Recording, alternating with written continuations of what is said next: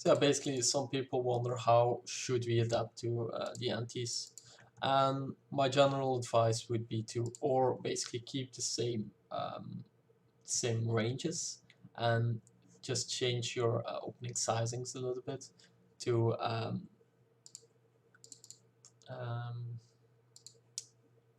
make sure yeah, basically you're putting more pressure on the big blinds. You're giving people a tougher spots with their mediocre to weakish hands.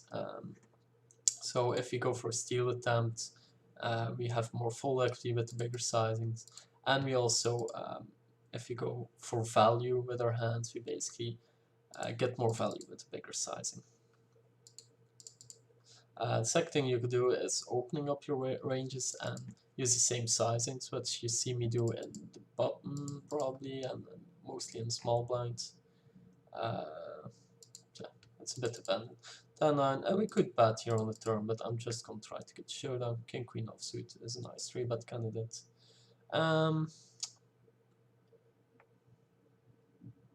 Yeah, gonna go for a min bet.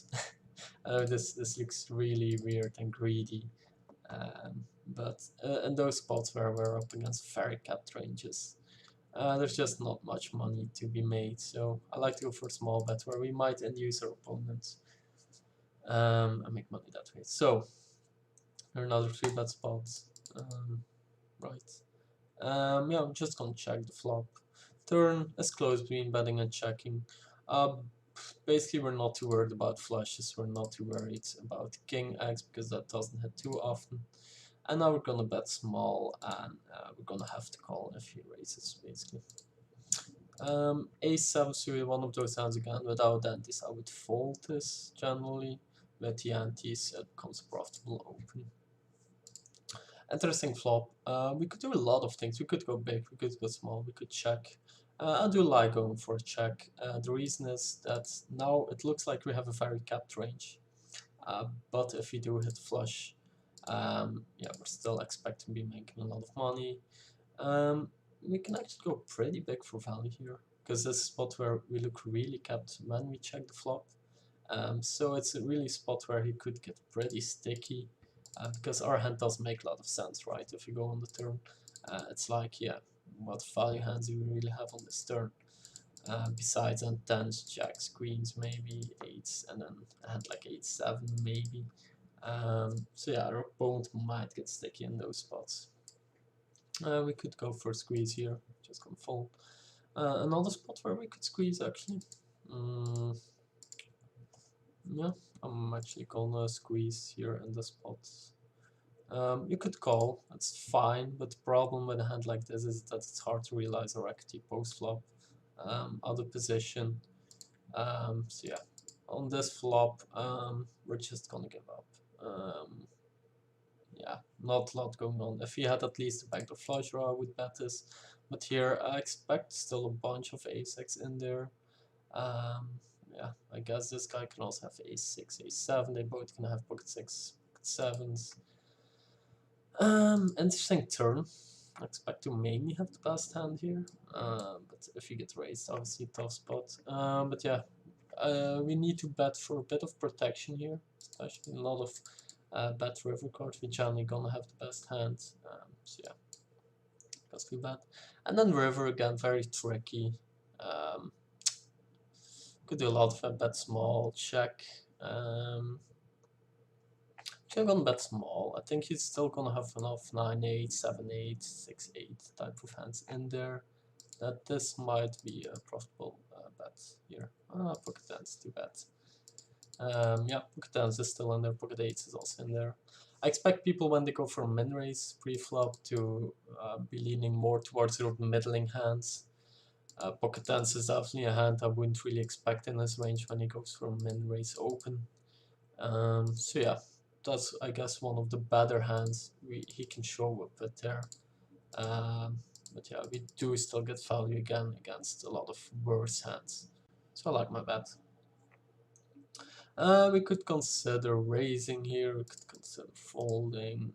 I guess this time, yeah, gonna raise here. It's fine as a fold. I don't really like flatting this, but I definitely don't mind three betting this. It has pretty decent playability. Biggest problem with a hand like 10-9 suited is against his calling range, it might get tricky because he should have hands like pocket 10s, pocket 9s. We block that too, which is nice. Ace 10, ace 9 could be in there. So yeah, we definitely need to know how to navigate post-flop boards with a hand like 10-9 suited, right? Yeah, let's close 9-7 also would fold here. Very small bet. I don't really like raising this board, even though it makes a bit of sense for protection, because like his small sizing doesn't make a lot of sense on this board, right? He shouldn't have a lot of strong hands when he goes for that sizing. It's pretty weird. And now he starts sizing it up. It's possible he does this with 5-0. But like at the moment I do still think we're ahead. Not really a reason to raise though, and yeah, this runout is obviously horrible because like one of the main buffs he's gonna have on the turn is like ace of hearts, king of hearts type of hands, and then yeah, on the river we just have to fold. We could squeeze here, we could potentially call. Like this guy is really nutty, which would make a call okay, but this guy is an unknown, which makes it a lot worse to call there. So basically, if you find two factors that make flatting profitable, probably we won't be calling there. But yeah, we definitely need two factors. One isn't enough. Here, this is a really bad board. It's a board that definitely hits us, but it also hits our opponent a whole lot of times. So ace king suited here, we're just gonna check and probably give up. Now when he quickly checks, we could definitely think about turning this hand to bluff. Yeah, I'm actually gonna turn this hand to bluff. I don't think he quickly checks behind at 10x usually. So it's mostly gonna be pocket pairs that definitely might call once on the turn, but we can find a lot of rivers that we can double barrel on. So yeah, we're going for it there. Here, yeah, it's tempting to limp behind, but it's not gonna be profitable with a hand like this.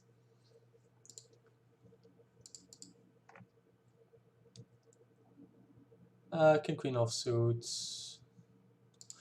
Could fold this. I don't mind folding here. But it's definitely profitable as 3-bet. I'm gonna go for a really small bet here. It's a board that basically shouldn't hit us too often. We both can have pocket tens basically. We both can have overpairs. He quickly calls.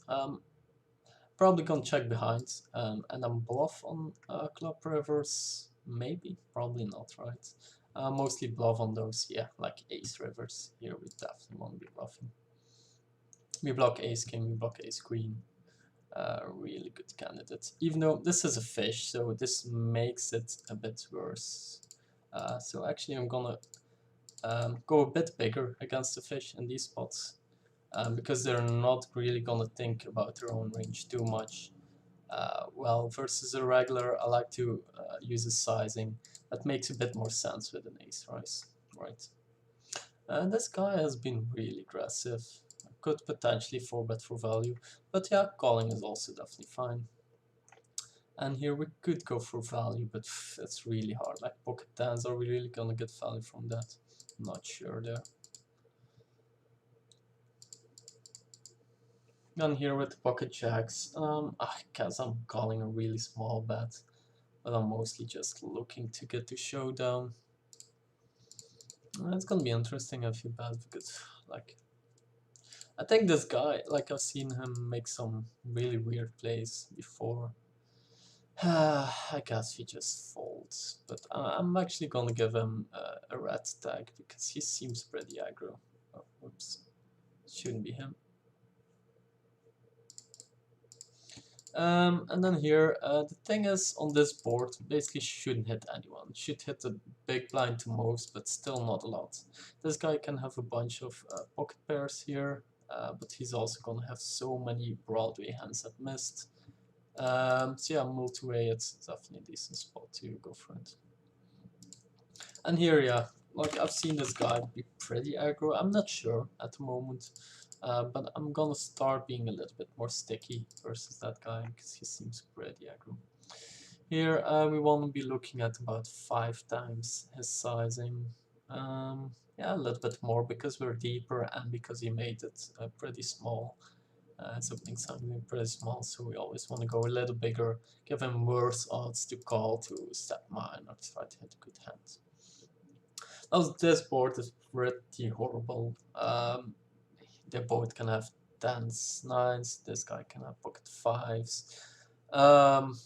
Pocket jacks can be in there from this guy, and it's just not a great flop. If he had a club here, I would consider betting, because then we can barrel on a bunch of turns. Now it's just an easy check fold here.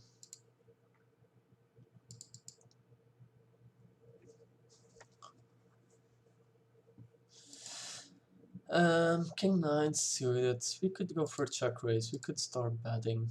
Both are fine. Yeah, I'm gonna start betting. And I'm potentially betting a bunch of turns. Again, most of these hands should be Broadway cards, pocket pairs. Against those, we can be pretty aggressive.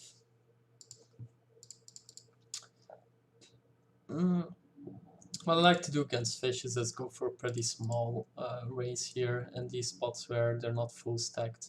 I basically try to ISO with a pretty nice hand here, and yeah, like on this board, we're just gonna check. I'm probably on the ace I'm not calling, but on a blank turn I would consider calling at least once because he should still have a bunch of gut shots and straight odds in there.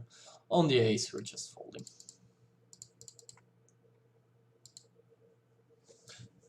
Like you could consider turning your hand to bluff there, but it just doesn't have the right blockers there. Here again, pretty wide, but with the antes, that should be profitable.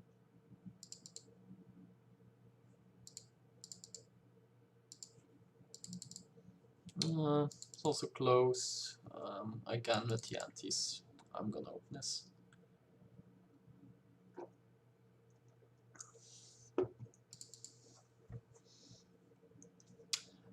Here, one of those boards where I like to go really small and then barrel a bunch of turns.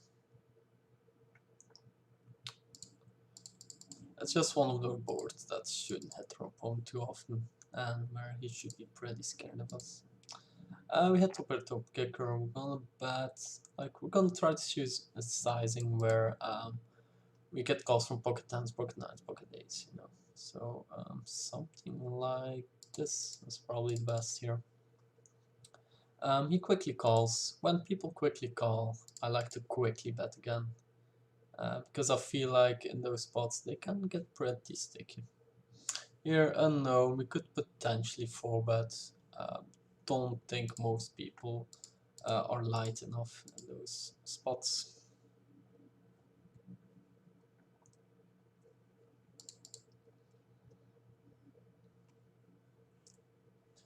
We see lamp. No, just fold.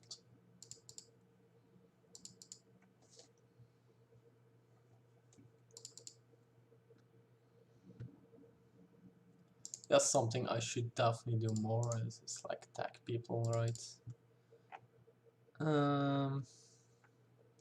Queen 10 suited is close between 3-bet and call. I guess we just call. Just has really good playability. And now we have to bet, right? I don't expect a lot of fold equity on turn, but there's a bunch of rivers we can bet on a 6, on a 7, on an 8, or whatever. All those middling hands we can bet on. We can also get flushes. Yeah, not a bad board to be bluffing on. Ace 10 suited, standard 3-bet here. And we're just folding, especially when they make it this big here. We can assume usually on 25 now that people still don't 4-bet enough So we can just let it go here. 8 suited as a fold. Got smaller sizing, we might call there.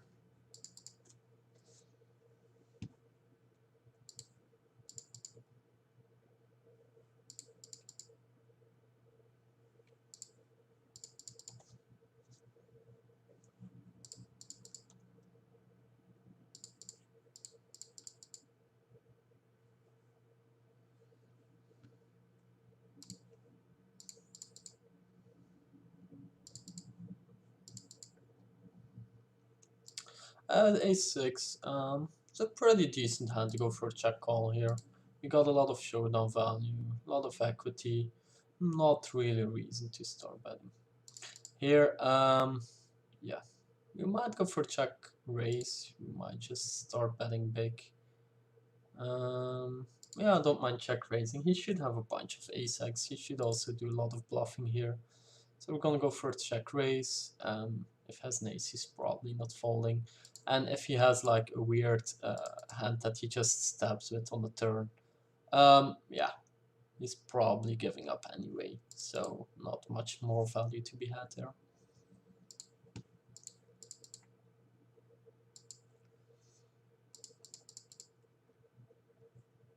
In general, I don't like to do a lot of check raising with my value hands, unless it's spots where, yeah, I don't expect my opponent to have a lot of middling hands, where it's mostly gonna be random air hands or really strong hands, basically. That they, yeah, or have an easy fold with, or basically have to station with. Hmm. Could go small, could go big. I don't mind going big here, because there should be a lot of pair plus gut shots in this range. Here, hard to get value, I guess we go half pot. Turn, I don't really see a reason to slow down here. Don't think he has a lot of queen X in his range when he calls the flop, so we can easily value bet turn. It starts getting dicey. And then here checks, we want to be value betting versus a 10 basically, or a sticky other hand. And then river here, we see dunk. Like, how many flushes do we have here, dude? I'm probably gonna hero call this. Yeah. How often does he play 9-8 like this? Not often, right? On the other hand, how often does he turn a hand like 7-8 or 6-8 into bluff here? Also not often, I think. How often does he have a flush? Not too often. So it basically has to be a hand like ace-8, ace-9. Yeah, could be in there. I'm calling here. Wow, king check suited. Really? So yeah, another hand where we want to be making a note on our opponent.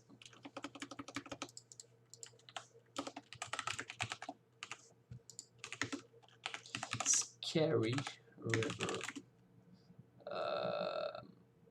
Bluff.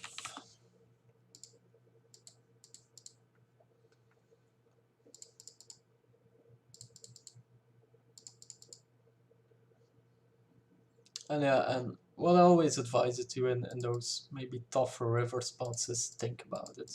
What hands of your opponents make sense for him to play this way? How many flushes does he have here, realistically? How many slow played hands does he have here, realistically? And if the answer is not a lot, then you're probably gonna make a profitable call there.